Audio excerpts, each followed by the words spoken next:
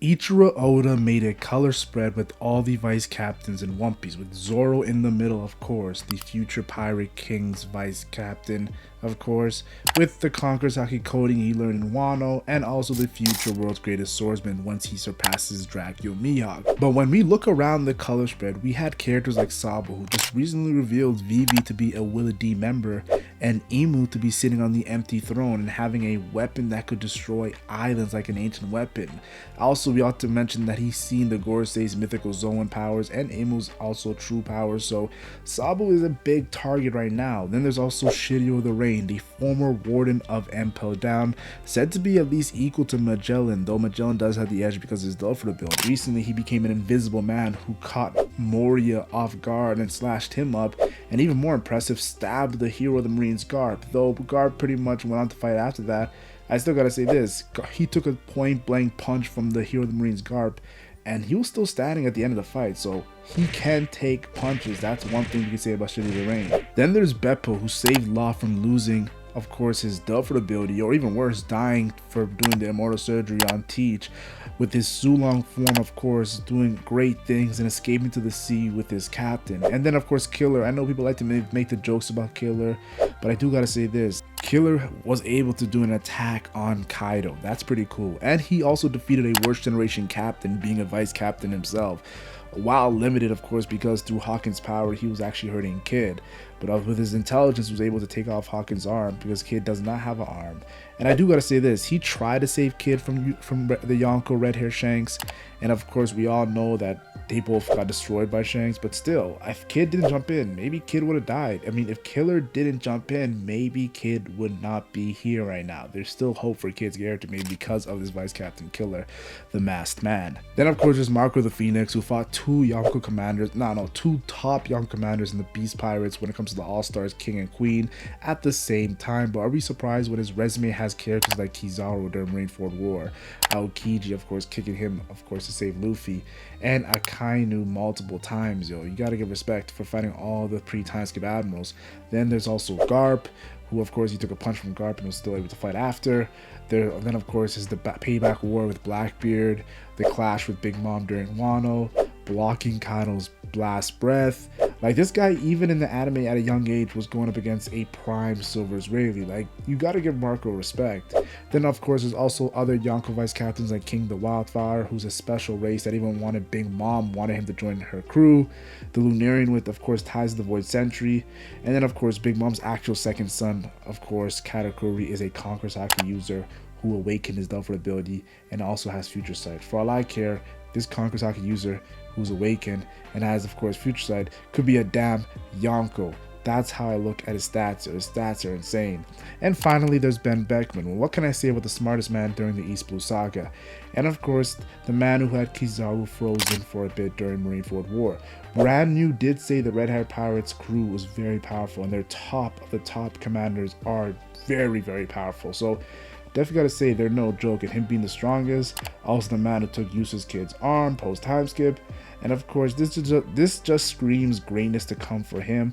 But I want to shift our focus on the only vice captain on this color spread that's not from this era. Yes, Silver's Rayleigh is from a past era, the Dark King who supported Roger throughout his pirate life and taught Luffy not only the basics of haki, but the foundation of improving through battle. So it's no surprise why I'm making this documentary on how important Rayleigh is for, of course, not just the past, but more importantly, the future of the One Piece story. So like this video, let's try for 500 likes, subscribe to the channel, we're so close to 100k subscribers, and stay to the end to find out things you have never known about Silver's Rayleigh. Now, the first time we ever see Silver's Rayleigh, it's showing him knocking out two future Yonko. I know it's a surprising statement, but it's true. And when it comes to the Red Hair Pirates Captain Shanks and Cross Guild's Captain Buggy, who of course is the captain of the world's greatest swordsman Mihawk, who would ever thought? And he says, of course, who cares about their argument of the North Pole and the South Pole, and even tells them to go find out themselves. I think these two things could be foreshadowed in Rayleigh's first showing. If you're looking at it, if I'm being completely honest, first thing, would Rayleigh's death be happening when Buggy and Shanks finally team up instead of fighting? And we all know rivals only team up if there's a one common enemy.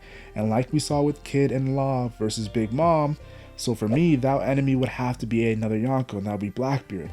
And we already saw Rayleigh tease us fighting Blackbeard on Amazon Lily. Now the second thing I want to talk about is Rayleigh told them go find out on their own when it comes to which is cold, the North Pole or the South Pole.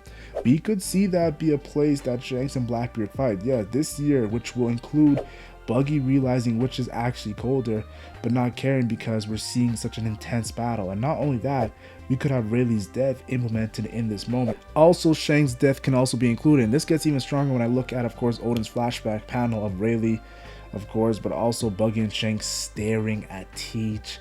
And of course, Buggy talking about how he doesn't sleep to Shanks. This is one of the few moments where we see Shanks and Buggy not really arguing. You could see I'm reaching, of course, more than Luffy, arms, and gear 5th. But hey man, a man can always assume based off past events. One of my favorite moments in this series is when Luffy was worried for Rayleigh and Shaki said he will be fine. He's 100 times stronger than you boys. After she just went on that whole explanation hyping up Hawkins, X-Drake, Law, and Eustace Kid, who had a higher bounty than Luffy's 300 million, and the rest of the supernovas. And when you look at Luffy fighting Kizaru on Egghead Island, the first thing he says is, we are 100 times stronger than when we were on Sabaody, and of obvious reference to, of course, how Rayleigh was able to go toe-to-toe with the Prime Admiral because he was 100 times stronger than Luffy. Luffy told all his boys to run. That at that time, just showing you how much value Oda puts into Rayleigh's role in the story when it comes to the power scaling. I even look at Rayleigh saving Kami with his Conqueror's Haki. Now, of course, it wasn't the first time we've seen Haki. Shanks literally started off One Piece with Conqueror's Haki against the Sea King after he lost his arm, and of course, gave it a name, knocking out the fodder on the Whitebeard ship. Oda even gave Shanks the first Conqueror's Haki clash with the world's strongest man. I don't know if it's favoritism, but that's besides the point. All I'm trying to say is Rayleigh brought it to the main character story. That's different. When you bring it to the main character story arc, something no other character did before, showing how Oda wanted him to integrate the Pirate King's vice captain into the main story by connecting to the future Pirate King, I think that's perfect. And Rayleigh sees Hachi injured and asks how, but then says wait and observes the surroundings.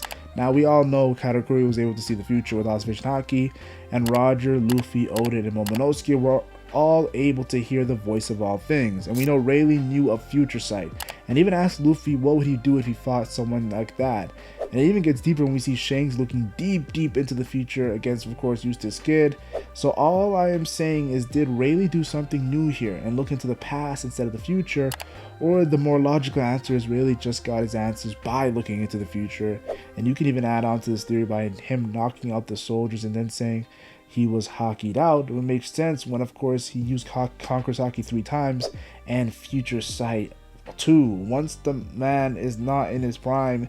Now this would mean Rayleigh was the first Future Sight user, even beating out Aokiji, who of course teased it during Marineford War when Whitebeard stabbed him with Haki. And we all know Aokiji just fought an old legend in Garp, and Garp saying we can't go against 2 legends during Sabaody, when of course referencing Rayleigh. I do want to say this, and Aokiji being of course under Blackbeard now, who of course Rayleigh almost fought during Amazon Lily. Yeah, I could literally do this for hours, but I won't bore you guys, so let's just move on. I've been waiting to meet you. Those are the words by Rayleigh, and says that straw hat suits you, such a fearless man. Is obviously a reference to, of course, red-haired Shanks, who told Rayleigh of a boy who said the exact same thing as Roger, and was actually in tears hearing Luffy's dream, and ended up, of course, giving the straw hat to Luffy and asked him to return it once he became a great man. Great pirate, actually. But the double meaning is, of course, Rayleigh first seen that straw hat the day he met Roger and was asked to, of course, join the future Pirate King's crew. It even gets more deeper when you remember Rayleigh learned of the One Piece, he learned of the Willa D, and he learned of the Void Century, aka Joy Boy's story, Laugh-Tale, on the island Laugh-Tale, and clearly knows what the straw hat truly represents. For goodness sake, the man who just destroyed an island in the anime was staring at a huge straw hat in Imu while holding Luffy's bounty poster. Oda's not messing around with that hat, guys, so I definitely feel like Rayleigh definitely knows the double entendre meaning when it comes to the straw hat. Oda even had Rayleigh be the first one to use advanced armor haki 2, or internal damage haki, to take off Kami's collar that explodes. This power is right behind, of course, Conqueror's Haki coding and the importance in the One Piece story, from Hyogoro telling Luffy it's an even more advanced way of using armor haki to what he was trying to teach Luffy in the first place, to Luffy using red rock on Kaido's face, and Kaido being reminded of characters like Roger, Rocks, Whitebeard, Shanks, and Kozuki Oden, and guys that could fight him. all because of Luffy using this advanced armor haki technique. All I'm trying to say is Oda doesn't give an old man this much foreshadowing for no reason. I'm talking about Rayleigh. And to people saying it's because he has no dove food, nah bro, we saw Garp plenty of times pre-time skip, and Oda had him chilling, relaxing, and not really going that crazy. Just going to show, Oda specifically wanted the Dark King to be the face of haki pre-time skip, and even stating during Fishman Island that he could knock out 100,000 fishmen compared to Luffy's 50,000 that he did, which is insane to me. We even had Law and Kid giving old man Rayleigh his praise, the same Law and Kid who took down a Yonko and Big Mom and proved that they had no fear. And even recently in Egghead Island lost to prime Yonkos in Blackbeard and Red Hair Shanks, who of course, like I stated, are strongly connected to Rayleigh. All I'm saying is the vice captain to Roger definitely made a name for himself in his life. The man was literally with Roger on God Valley side by side. Many people didn't know that till recently in the last couple chapters, and we know he would have to fight a top pirate in their prime. Of course, there's so many candidates in Whitebeard, Big Mom, or Shiki during this flashback. It only makes sense, of course, and it kind of feels like Rayleigh was meant to be a captain in his own right. But remember, Uruch did the same thing for Zoro in that exact arc, Sabaody. After the legendary Zoro performance of Wano, that sentence is no joke. We even had Lucci awaken, saying he would be proud to defeat the number 2 of a Yonko crew in Zoro. So Rayleigh definitely is even more badass for not being a number 1 captain on his crew, but against others easily being a top tier in the story. Like, even though Luffy was shocked to hear Rayleigh be the Pirate King vice captain, Robin, Usopp, Nami, and Sanji said Rayleigh's name was in books and a name everyone's heard at least once. I just wonder what incident truly brought his name to the crazy heights that we're seeing. Now, Roger's last words to Rayleigh was, "I'm not gonna die, partner," and then he started the Great Pirate Era. Now, many people think he was alluding to, of course, another pirate inheriting as well, but I don't think so. I truly believe Roger, just like Luffy, was Joy Boy. That's why he told Rayleigh, the Haki Master, who had been fighting alongside him since God Valley, those words. Think about it. The Nika fruit had been evading the world government for centuries, a zone with a will of its own.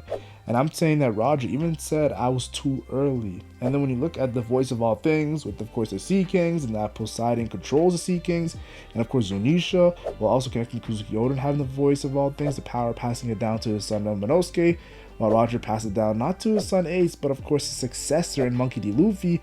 This is an obvious thing that Oda is trying to put in our faces. That's why Whitebeard learned of the truth, and he said Roger's not waiting for you, Teach. And Rayleigh was in tears seeing Luffy go to the new world and even remembered Roger. All I'm trying to say is Joy Boy has been alive since the Void Century under different mantles, and I wonder how deep Oda's going to take this.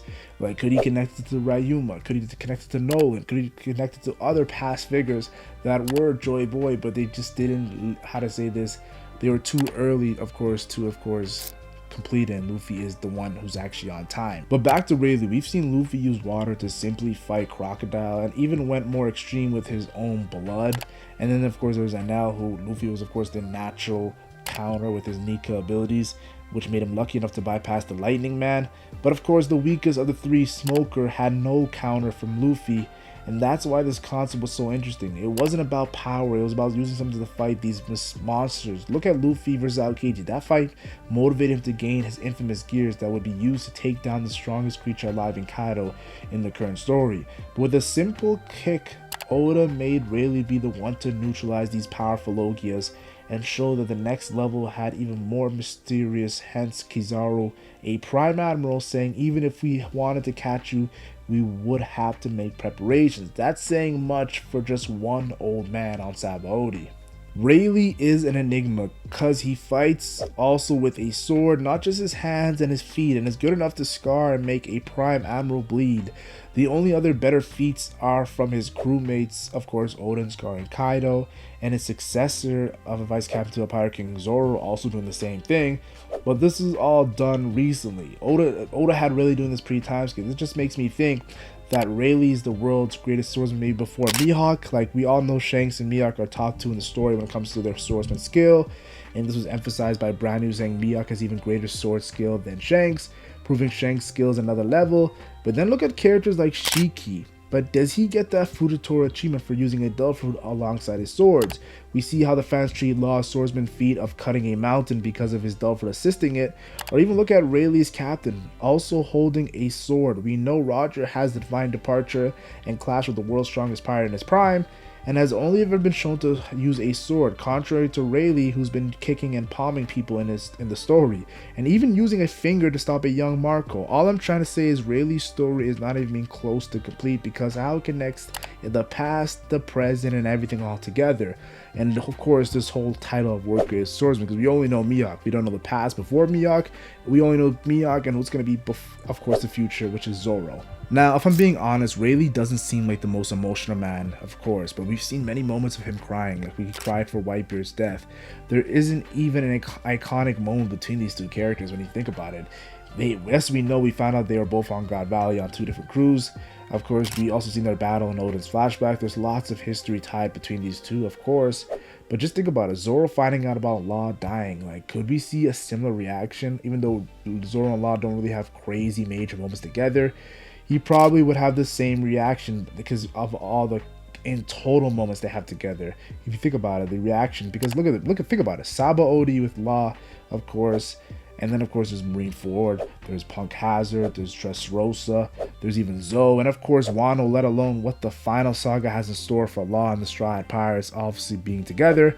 I do gotta mention, Rayleigh never acknowledges Ace being Roger's son. He doesn't even react to his death. I wonder why that is, but that's another video for another day. Now, I must say, not only did Rayleigh defeat a Sea King, he also swam through the calm belt to get to Luffy on Amazon Lily. First things first, this reminds me of Zoro defeating Hori Jones underwater. Like, that is crazy. Or Sanji doing his blue walk. Man, oh man, Pirate King top commanders with no double ability really do amaze me. Now I'm thinking about it, what can Scopper Gabon do? And of course, if you think about it, Rayleigh's Captain Roger also has no double ability, so he probably has some crazy feats too when it comes to the water related. And I do want to say this, Kaido said it best, Roger did it with haki. But what did Rayleigh, of course, did in the water was not just haki, it was true power and strength. I felt like it reminded me of Brand New saying, of course, that Garp trained without using haki or Delphin ability, without Kiji, to really make his strength, of course, progress. Of course, we then see Rayleigh reunited with Elder Neon, who was, of course, a Rocks pirate on God Valley, just like Rayleigh. And we know pretty much that Rayleigh's married to Shaki, of course, the Empress, of course, right after Elder Neon, for Empress of Amazon Lily, which was also revealed recently, which makes me think, was Shaki also with Elder Neon and the Rocks crew? And is that how she met Rayleigh on God Valley? And how does this connect to, of course, the Boa Hancock's role in the story, with her recently being defeated by Blackbeard and having to be saved by Rayleigh? Of course, Blackbeard wanted her Delphin ability. And of course, with all these characters having 3 types of haki, we think about it. We all know that Rayleigh has 3 types of haki, Boa has 3 types of haki. Could we see Shaki and Elder Neon in their prime also have 3 types of haki? And could we see Rayleigh's journey with them in the One Piece world on full display, like in all its haki galore? Because we always want to see Rayleigh and Roger, but Rayleigh has his story with, of course, Amazon Lily that's so strong. The island Rayleigh chose for Luffy to train on used to have a nation. This is Rayleigh's words, not mine. That took an L, of course, to survival because of all these amazing creatures on the island. But I'm thinking Rayleigh does know the origin of this island, and how Captain Roger's waiting for someone to inherit not only his, but Joy Boy's will. Maybe this island is the birthplace of Joy Boy and in the origin of the actual original Straw Hat, making it more symbolic that Luffy took it off for 2 years on this island and wore it again after 2 years. And I might add, there was also 500 beasts stronger than Luffy right before the time skip. This is a Luffy with Gear 2nd and Gear 3rd. So if Joy Boy was raised, of course, in an island like this, he would be on some Kozuki Oden, Kaido, Big Mom type power at a young age.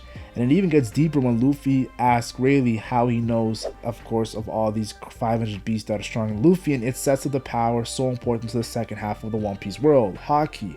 Of course, describing it as presence, spirit, aura, and every human having it, and explains Observation Haki predicting moves and connects it all the way to the mantra on Skypiea. And when explaining Armored Haki, Rayleigh, the cheeky bastard, shows Advanced Armored Haki.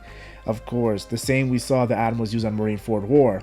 And Luffy realizes finally how he touched Kizaru and was already scheming on his get back of characters like Smoker and of course the Admiral Aokiji, which were of course 2 of the biggest Logi L's Luffy took, unlike Crocodile and NL where he actually won. And Rayleigh even gave Luffy the ultimate idea by saying even weapons can have haki. And when we look at the strongest characters from Yonko, Shanks, Whitebeard, Big Mom, Kaido, to Mihawk, Roger, Odin, and Rayleigh, a weapon does come in handy, and Luffy might go from a Garp type character to a Roger type character once he holds a specific weapon, maybe the weapon of course of the sun god Nika, of course, that people know now. When we see Luffy thanking Rayleigh for the past 2 years, I just think of Kid losing an arm to Ben Beckman and Law losing an arm to Doflamingo, and of course needing Luffy to defeat Doflamingo for him with Gear 4th, of course, which was trained by Rayleigh, or Kid and Law having to team up to barely beat a Yonko and Big Mom, and Luffy defeating the strongest creature alive by himself. Of course, there was help on both sides, but still, Luffy at the end did the final blow. And even the current arc, I know y'all are looking at the opening of Kid versus Shanks. Well, that's the fight. That's the fight, guys. That 1 second clip is the fight. And of course, there's also Law, who also lost to Blackbeard. But Luffy took down an Admiral Kizaru with 1 punch and is about to go at it again after eating all this food. All credit must go to Rayleigh for the foundation he set, and that's why when Luffy says, "I'm gonna become the Pirate King," Rayleigh cries, knowing he helped not just 1 man but 2 men achieve this monumental feat. Remember Rayleigh remembering Roger, asking him to turn the world upside down with that straw hat, and Luffy being a man worthy of wearing that straw hat brought a tear to Rayleigh's eyes. Like I said, Rayleigh's not the most emotional, but we see him tearing up a lot because of these impactful moments, which is pretty cool. But him saying he wants to live a bit longer, to me, only makes me think that Rayleigh's death has to be connected to Luffy, because he's only living longer to see Luffy win. And if you look at Garp losing to his apprentice to save an apprentice, and Rayleigh's apprentice in Shanks, and also Luffy being involved with Blackbeard, I too won't be surprised if Blackbeard kills Rayleigh in front of Luffy, causing an immense anime rage moment compared to Gone Freaks and Hunter x Hunter. And Rayleigh literally said, "Whitebeard's old apprentice, I know it's not cool to admit this, but I really don't like you. I wonder why. Is it because he got Roger's son Ace killed during Marineford War, of course by capturing him, sending him to the world government, or is it him stealing Whitebeard's Delver ability? Of course, Shanks being scarred by Blackbeard definitely does have to be mentioned. All I know is Rayleigh doesn't like Teach. This is foreshadowing for the final saga, and let me give Rayleigh big props, because just like Garp showed in invading Pirate Island Beehive with Conqueror's Haki coding, Rayleigh did the same thing. And now it makes me think, looking at Big Mom, who only used it versus page 1, and having hints of used it against Kid and Law, because of course during the other floor Usopp, there were fodder being knocked out from our Conqueror's Haki. There is that. But then we look at characters like Whitebeard, who never used it because he was sick. I believe the younger you are, the better you are at Conqueror's Haki coding. Hence look at Kaido, Shanks, and Luffy, showing proof of that. And Rayleigh admits his reputation won him the battle versus Blackbeard, because his teacher would have won if they actually fought. That's all she wrote, is what Rayleigh is pretty much saying. Let's take a look back on Whole Cake Island, where Rayleigh tells Luffy real haki advancement from extreme use in battle, and the stronger the foe you face with this power, the stronger you'll become with it. And we see this with Future Sight Katakuri and Conqueror's Haki coding Kaido. This statement by Rayleigh first foreshadowed Luffy versus Shanks, as he is the only one left known for insane haki and better future sight than Luffy himself and Katakuri, and better Conqueror's Haki coding than Luffy and Kaido. And of course, Luffy has to return the Straw Hat to Shanks, so there's that also. Let's look at the past as well, and who gave Rayleigh his Haki Bloom, as there are many legendary pirates from back in the day. We know Odin had Haki Bloom through his battles with Whitebeard, a prime Whitebeard at that, a prime Goldie Roger with Divine Departure, a prime Scarpa Gabon, a top pirate king commander, and of course you can even add maybe Rayleigh, but there hasn't been shown in the story, and of course finally Kaido during Wano. So I wonder what names we'll find out that actually went at it with the Dark Kings during his journey. The final thing I want to talk about before I give a final statement is Rayleigh learning Luffy's able to feel emotions of living things, even though it's unconscious, an obvious reference to the voice of all things, which Rayleigh knew of course about from his days with Roger and Odin. And Rayleigh says Luffy can sense the actions another person will take, and connects it to the future side, in which Luffy says when it comes to what he would do if he ran into someone in the future side, it depends what their personality is like, which shocks Rayleigh, because he was not looking at a psychological aspect, showing how mentally strong Luffy is and emotionally intelligent. Since people always want to highlight his lack of logic, And Rayleigh knows that Luffy taking the heart away by living like this. He's taking the heart away because it's going to have him taking a lot of L's because of his strong sense of morals that surpass even the likes of Roger by miles. Rayleigh spent 1 year and 6 months with Luffy. That's longer than Zoro, Nami, and the rest of the Straw Hat Pirates altogether. All I'm saying is, of course, he knows Luffy to his core and will speak about Luffy during the final saga, not only comparing him to Roger, but other Willow D members like Rocksteady Zebek and Monkey D. Garp, 2 characters currently having ties to Blackbeard, thus taking the One Piece to an extreme level when it comes to everything tying all together. The Dark King Silver's Rayleigh will show why he's called that in an amazing farewell on either Elbaf or the arc after. As a fan, I just can't wait to see Luffy and Rayleigh do a combination attack that they learned 2 years ago with an epic name that ties to Roger and the Pirate King title on Blackbeard, who Whitebeard said Roger's not waiting for you. To see Rayleigh and Luffy do a combo attack on him will be crazy. And of course, maybe even connect the Joy Boy's laugh tail. But I think Rayleigh's demise will happen during the Blackbeard War.